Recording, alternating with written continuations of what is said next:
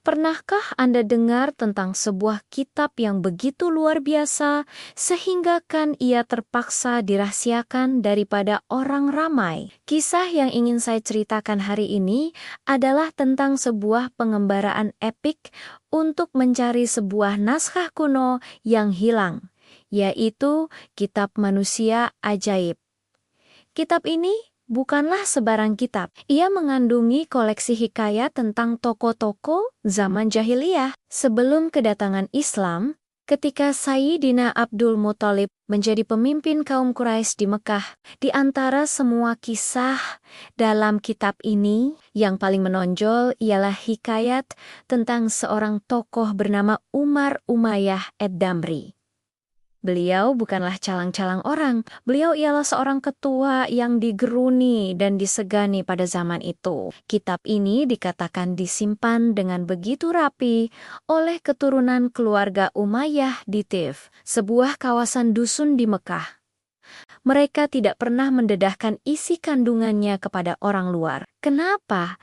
Karena mereka bimbang isi kitab ini, khususnya perbuatan Umar Umayyah akan menimbulkan kemurkaan para ulama jika tersebar luas. Bayangkan betapa hebatnya isi kitab ini sehingga ia perlu disembunyikan. Kitab ini hanya akan dikeluarkan setahun sekali pada bulan Zulhijjah dan dibaca secara tertutup di kalangan ahli keluarga mereka sahaja. Cerita ini menjadi semakin menarik apabila kita bergerak merentasi masa ke era pemerintahan Sultan Akbar yang agung di Hindustan atau India sekarang. Sultan Akbar, seorang pemerintah yang terkenal dengan minatnya terhadap ilmu pengetahuan dan hikayat purba, telah mendengar desis-desis tentang kewujudan kitab luar biasa ini. Baginda menjadi sangat teruja dan ingin sekali memiliki serta membaca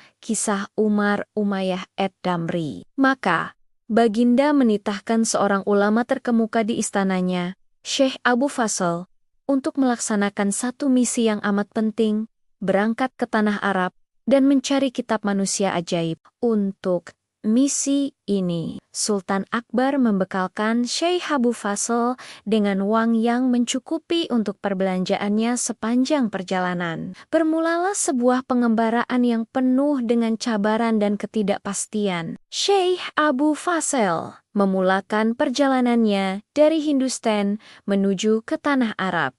Destinasi pertamanya sudah tentu adalah di sekitar Mekah dan kawasan pedalamannya. Beliau menyiasat dari satu desa ke satu desa, bertanya kepada penduduk tempatan, namun usahanya sia-sia. Tiada siapa yang tahu atau mungkin tidak mahu mendedahkan maklumat tentang kitab tersebut. Tidak berputus asa, beliau meneruskan pencariannya ke Kufah, sebuah kota ilmu yang terkenal pada masa itu.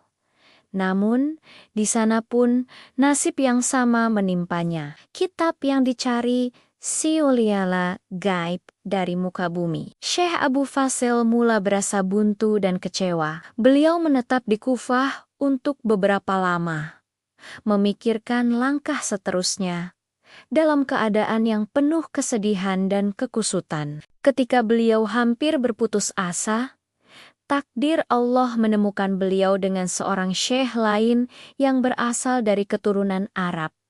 Pertemuan ini seolah-olah satu petunjuk yang ditunggu-tunggu. Tanpa berlengah, Syekh Abu Fasl menceritakan misinya dan bertanya tentang kisah Umar Umayyah yang dicarinya. Syekh dari Arab itu mendengar dengan teliti, lalu memberikan satu harapan baru. Katanya, "Coba tuan hamba pergi ke negeri Yaman. Barangkali kitab itu ada di sana." Karena Umar Umayyah pernah tinggal lama di negeri tersebut dengan semangat yang kembali menyala, Syekh Abu Fasl mengucapkan terima kasih dan segera bersiap untuk perjalanan seterusnya ke Yaman. Harapan kini tertumpu di negeri yang penuh dengan sejarah itu. Setibanya di Yaman, Syekh Abu Fasl tidak membuang masa. Beliau sekali lagi melakukan siasatan dari satu tempat ke satu tempat. Kali ini, usahanya mula membuahkan hasil. Penduduk tempatan memberitahunya jika beliau benar-benar ingin mencari kisah Umar Umayyah, beliau harus bertemu dengan seorang tokoh bernama Syekh Abu Al-Faraji. Syekh ini dikenali sebagai seorang pengumpul hikayat yang ajaib dan luar biasa, dan beliau tinggal berdekatan sebuah masjid di Jalan Anu. Ini adalah petunjuk paling kukuh yang diperolehnya setakat ini. Dengan penuh harapan, Syekh Abu Fasel mempersiapkan diri untuk bertemu dengan Syekh Abu Al-Farajin. Sebagai tanda hormat dan untuk memulakan pertemuan dengan baik, beliau membeli sehelai kain sutera yang indah, bersulamkan benang emas untuk dijadikan hadiah. Akhirnya, tibalah saat yang dinanti-nantikan. Syekh Abu Fasel berjaya bertemu dengan Syekh Abu Al-Faraj. Beliau menyerahkan hadiah kain sutera itu dengan penuh adab, lalu menerangkan hajat besar yang membawanya sejauh itu dari Hindustan. Apabila Syekh Abu Al-Farajin mendengar tentang kitab Umar Umayyah, beliau terdiam seketika, menundukkan kepala sambil berpikir.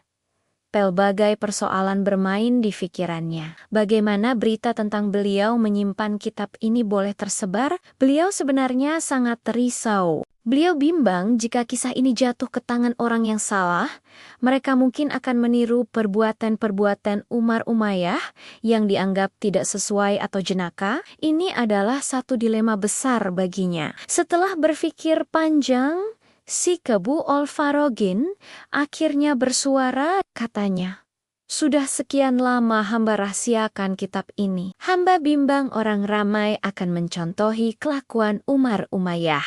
Tetapi, memandangkan tuan hamba datang dari jauh, atas titah seorang sultan yang ternama. Dan apalah gunanya lagi kitab ini pada hamba, maka hamba akan pertimbangkan."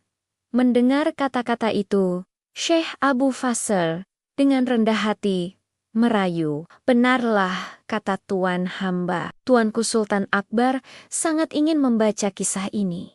Hamba telah merantau ke beberapa negeri tetapi tidak berjaya. Jika tuan hamba tidak dapat memberikannya, cukuplah sekadar membenarkan hamba menyalinnya." Permintaan yang tulus itu akhirnya menyentuh hati Syekh Abu Al-Farajin. Beliau berasa kasihan melihat kesungguhan Syekh Abu Fasel dengan rasa belas kasihan. Syekh Abu Al-Farajin pun bersetuju untuk membenarkan Syekh Abu Fasel menyalin keseluruhan naskah tersebut. Ini adalah satu kejayaan yang amat besar. Tanpa membuang masa, Syekh Abu Fasel memulakan kerja penyalinan yang rumit dan teliti. Proses ini bukanlah mudah. Ia memakan masa selama 6 bulan penuh. Beliau bekerja tanpa henti dari bulan Safar, sehinggalah hari terakhir bulan Rejab pada tahun 1001 Hijrah. Bayangkan betapa panjang dan tebalnya kitab itu. Setelah selesai menyalin keseluruhan hikayat, beliau memohon izin untuk pulang ke Hindustan. Misi beliau telah berjaya. Sekembalinya ke Hindustan, Syekh Abu Fasel segera mempersembahkan salinan kitab manusia ajaib itu ke hadapan Sultan Akbar. Baginda berasa amat gembira dan teruja karena penantiannya telah berakhir. Sebagai seorang pemerintah yang cintakan ilmu, Sultan Akbar tidak mahu khazanah ini dinikmati seorang diri. Baginda menitahkan pula agar kitab yang asalnya dalam bahasa Arab itu diterjemahkan ke dalam bahasa Parsi dan Hindi, supaya lebih ramai rakyatnya dapat membaca dan menikmati kisah-kisah luar biasa tentang Umar Umayyah Edamri. Begitulah berakhirnya pengembaraan epik mencari sebuah kitab yang hilang, dan bagaimana ia akhirnya tersebar luas menjadi salah satu hikayat agung dalam peradaban manusia. Terima kasih kerana menonton kisah yang menarik ini. Jangan lupa untuk tekan butang suka, kongsi, dan langgan saluran kami untuk lebih banyak lagi cerita-cerita bersejarah yang menakjubkan seperti ini. Jumpa lagi dalam video akan datang.